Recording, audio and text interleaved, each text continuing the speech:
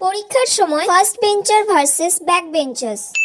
সব কোয়েশ্চেনই তো মোটামুটি কমন এসছে এবারে। আমি এবারে সব কোয়েশ্চেন পারবো।